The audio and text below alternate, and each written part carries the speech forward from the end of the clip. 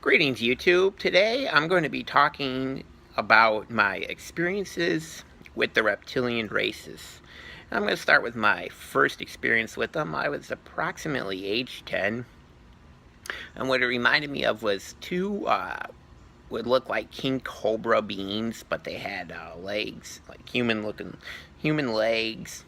They actually had a tail, and they had hoods up. See, the color of their eyes were about orangish red, or the color of sunset, probably in the dawn, or the dusk, or even dawn when you're looking at them. The male was approximately 6 foot. Say the female was approximately 5'10" to 5'11". They communicated via telepathy, and they pretty much were identifying themselves as being our guardians while we have our earthly incarnation, and that they were keeping an eye on the family because they knew how my dad was. My dad was the very violent person. They knew how he was. And they were white in color, transparent, very sparkly, I would say transparent, almost glittery looking bodies. And that they were just identifying themselves as the guardians. So the female was there, I felt, as more or less a supporting role, as it was primarily the male energy that was talking. And they were just, again, talking about telepathically keeping an eye on the family. It was a very not scary experience at all with this energy. Well, some people report very scary experiences with them. That was not my experiences, but very honored to meet with them. You also might call them the serpent races, but they were very, just their energy is very bold. I think once they identify you as being a part of their family or a contactee, they're going to be very protective of you. And that was my experience with them. They seem to be almost like a protective energy of sorts, just very, very protective. And no hostile intentions.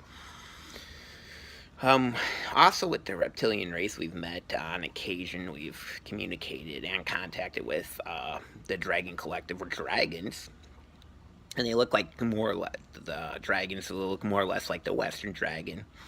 Four legs, tail, claws, horns. They were very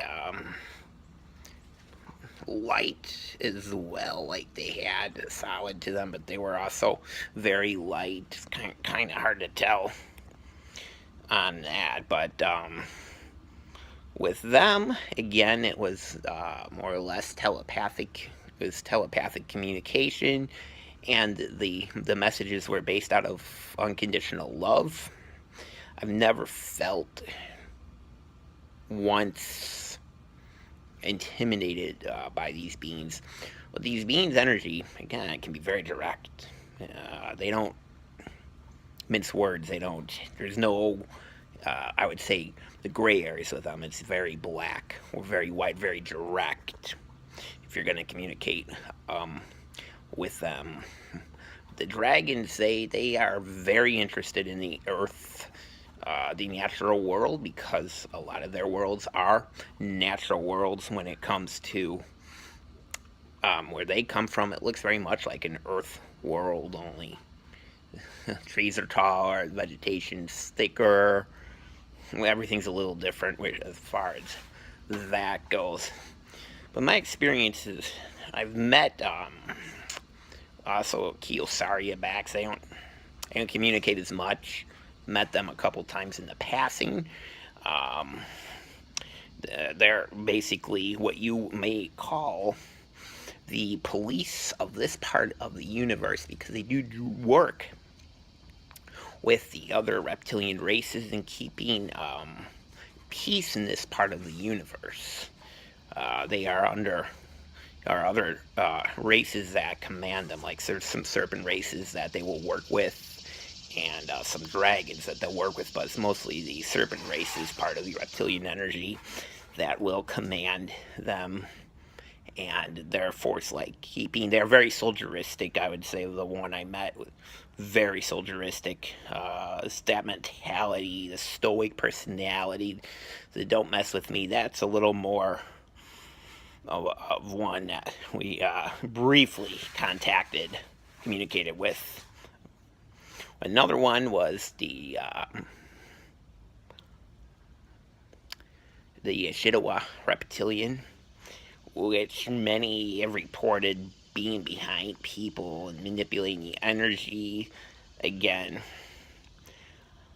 these are ones that we didn't outright. They had contacted us just to let them know they're around, but they really don't contact you. Now, we did have had multiple contacts with the Seeker race of Draconian. And the Seeker race, they're very, again, they're direct, they're upright, but they're not. I wasn't afraid of them. I wasn't afraid of the Draconian race. Met them on occasion, met a couple Alpha Draconians on occasion, and I can't say it's that I was overly afraid of them. I think sometimes they come across harsh because they want you to be afraid, because then they'll act like they have control over you, and in reality, you are a being equal to them, as far as that goes. And again, right now, as of now, we don't get communicated too often with them, that race of beings, as much. There was just a couple times where there was a couple Alpha Draconians. Probably the race, again, get back with the Seeker race. They were not real intimidating, very friendly, I would say. It's no different than having a conversation with somebody else, where you sit down across the room and you have a face-to-face conversation with them. But they were just very, they seemed very, they seemed very neutral, the Seekers, towards the human race. The Alphas were. The two I met were, again, seemed pretty cut and dry. I mean, they were pretty neutral towards the human race. Some, I'm not gonna lie, some are they don't like how the surface world is appearing to look, with all the issues that are arising on Earth with humanity's mistreatment of the natural environments and stuff. But other than that, I would say they had a very neutral view. Probably the one that was very stoic, it was, again, getting back, was a Kiyosari back, very stoic, wants you to know they're in charge, kind of thing. And if you're not too comfortable calling on the reptilian energy, then by all means don't. But if they're contacting you, there's a reason for that. That is possibly that they're able to identify in your DNA that you belong to them, as far as soul family goes. Of that, or they're also contacting you, perhaps, to be an ambassador from their worlds to Earth, which is very possible, because they'll show you things and give you information telepathically, or it gets put into the fields, where later on, through a time release process, you open that information and you become made aware of the information. It's not always an immediate download. Sometimes it's time coded, which has happened to myself personally, where the dragon race, the dragon angelics, will put specific information in the fields, which at a later date is designed to make you aware through dream meditation, or sometimes looking for certain signs in the natural world that they have contacted you for a various reason. Now, the one race that is very interested in humanity is the dragon angelics and the reptilian angels, and they have actually incarnated now they have incarnated in the 3D world to help Earth go through the ascension process with energies and really just help clean up the surface environment. And they are very interested with Earth because the reptilian genome is in the human race as a fire sign. We've mentioned this a little bit before, but that's why they're very interested. And it's really the reptilian fire DNA or genome that is prevalent in some of the human race today. Most of the race, though, will communicate with is the dragons, dragon angelic races, or the reptilian angels, if you want to call them that. They're the ones that really we speak with and work with their collective as a contactee type of level. And just been very fond of dragons my whole life. That's how I came to discover a possible reptilian origin with them, because it's been very fond of dragons. Like, been fascinated with snakes. It doesn't mean I want one coming through my house or up in the screen room that I'm currently in right now, but right now, instant communication we get are with the dragons. Again, the dragon angelic. They're just very beautiful and very benevolent creatures. Now, they are very benevolent. They exist beyond the fifth dimension and up. Some mythologies will call them the seraphim. And so they're kind of all over the place with as far as that goes. I just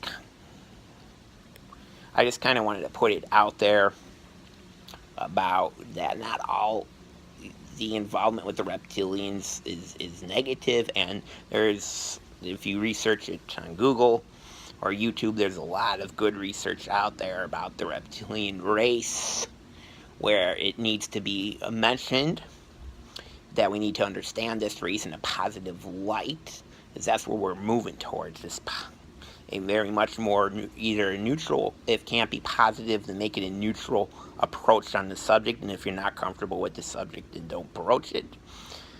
But I wanted to come out here today and make the video because I felt urged from my personal contacts that I make the video in regards to an overall experience with the reptilian races, and then hitting on the dragon angelics that are here on Earth right now.